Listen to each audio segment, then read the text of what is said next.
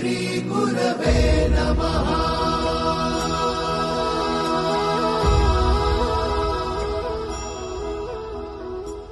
गुरु माझा गणगोत, गुरु हीच माऊली।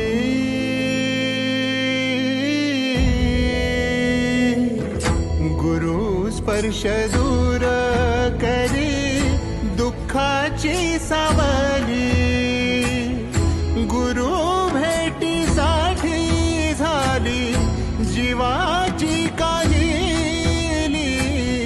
भक्त तुझा गुरुदेव